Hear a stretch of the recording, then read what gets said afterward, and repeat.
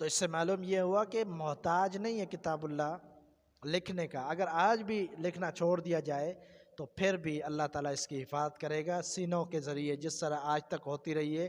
اور قرآن مجید اور حدیث دونوں کی پہلے بھی سینوں سے ہی حفاظت ہوتی رہی، سینوں میں محفوظ رہے، اور قیامت تک یہ سلسلہ جاری رہے گا.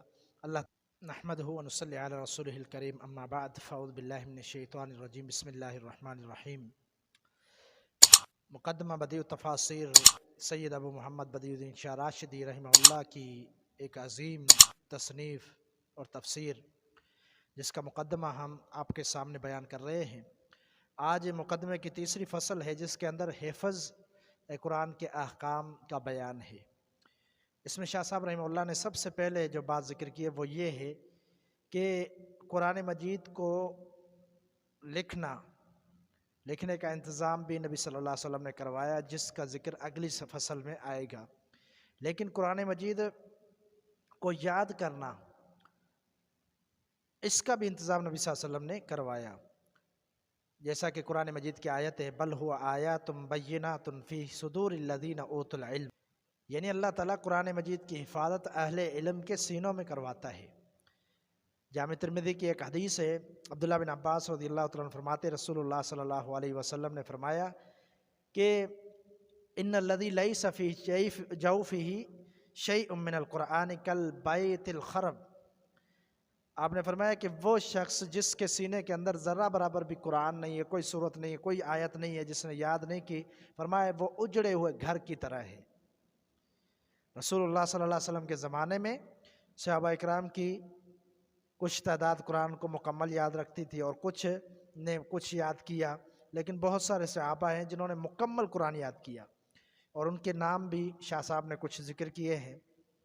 ابو بکر، عمر، عثمان، علی، طلحہ، سعد ابن مسعود، حذیفہ، سالم، ابو ہریرہ، عبداللہ بن صائب، عبداللہ بن عباس، عبداللہ بن عمر، عبداللہ بن زبیر، عبداللہ بن عامر بن عاص، عبادہ بن صامت، ابو حلیمہ، معاذ القاری، مجمع بن جاریہ، فضالہ بن عبید، مسلمہ بن مخلد، تمیم داری، عقبہ بن عامر، ابو موسیٰ اشعری، معاذ بن جبل، ابی بن کعب، ابو دردہ، ابو ایوب انصاری، سعد بن عبید، قیس بن ابی صعصع، سعید بن اوس، ابو زید، قیس بن سکن، زید بن ثابت، عائشہ، حفصہ، ام سلمہ، ام ورقہ بن عبداللہ بن حارث وغیرہم رضی اللہ عنہم اجمعین.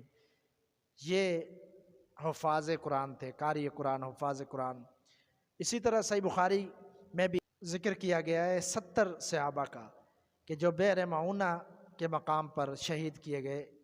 اس طرح صحابہ اکرام کے بعد تابعین، تبع تابعین، ہر زمانے کے اندر ہزاروں بلکہ کروڑوں قرآن مجید کو یاد کرنے والے لوگ موجود تھے. آج تک یہ سلسلہ جاری ہے. تو شاہ صاحب رحمہ اللہ فرماتے ہیں قرآن مجید کی عظیم فضیلت ہے کہ جو کسی اور کتاب کو حاصل نہیں ہوئی، کہ اس کے الفاظ کو یاد رکھنا یہ بہت بڑی فضیلت ہے. دنیا میں کسی اور کتاب کو یاد اس طرح نہیں کیا جاتا. جیسا کہ تورات ہے، انجیل ہے، ان کو بھی اس طرح کسی نے حفظ نہیں کیا، نہ ہی حافظ ہے اس کے. شاہ صاحب رحمہ اللہ فرماتے ہیں کہ پوری دنیا کے کتابوں کو جن میں مصحف آتے ہیں، یعنی قرآن مجید ہے یا مصحف ہے دوسرے، ان سب کو جلا کے خاک کر دیا جائے پھر بھی وحی الہی ضائع نہیں ہو سکتی. اس کی وجہ کیا ہے؟ اس کی وجہ یہ ہے کہ ایک حدیث شاہ صاحب رحمہ اللہ نے ذکر کی ہے، اور اس حدیث کے اندر الفاظ ہیں کہ اگر قرآن مجید کو چمڑے کے اندر ڈال کر اس کو آگ میں ڈال دیا جائے، اس کو جلایا جائے، یہ سنن دارمی کی روایت ہے، تو بھی نہیں جلے گا. کہ اس سے مراد یہ ہے کہ کاغذات کو تو آگ جلا سکتی ہے، مگر قرآن مجید کی کلام ہے اللہ کا، اس کو آگ نہیں جلا سکتی، اور یہ فنا ہونے سے محفوظ ہے، کبھی فنا نہیں ہو سکتا.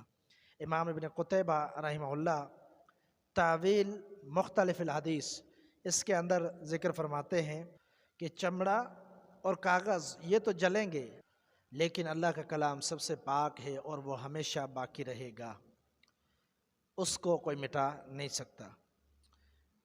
इसी तरह शाह साहब फरमाते हैं कि ये कुरान मजीद ना कागज़ों का मोहताज है, ना प्रेस का मोहताज है, बल्कि अल्लाह ताला ने ख़ुद इसकी हिफाजत की है।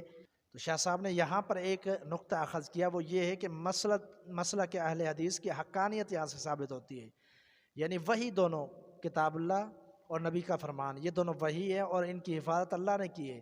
तो मसला के अहले हदीस की जो बुनियादी दो उसूल हैं और दो जो दलीलें हैं वो यही कुरान और हदीस है।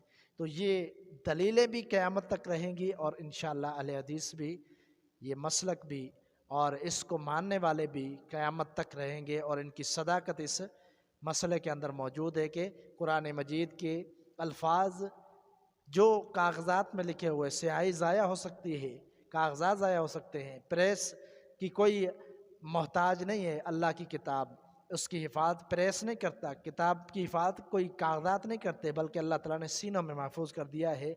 यही मसला के अहले हदीस की हक़ानियत है। तो इससे मालूम ये हुआ कि मोहताज नहीं है किताबुल्लाह लिखने का। अगर आज भी लिखना छोड़ दिया जाए तो फिर भी अल्लाह ताला इसकी हिफाजत करेगा सीनों के ज़रिए, जिस तरह आज तक होती रही है। और कुरान मजीद और हदीस दोनों की पहले भी सीनों से ही हिफाजत होती रही, सीनों में महफूज रहे और क़यामत तक ये सिलसिला जारी रहेगा।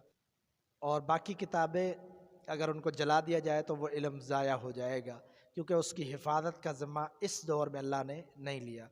तो यहाँ पर शाह साहब रहमहुल्लाह ने एक शेर भी नकल किया है, ये रुतबा बुलंद मिला जिसको मिल गया, हर मुद्दई के वास्ते दारो रसन कहाँ।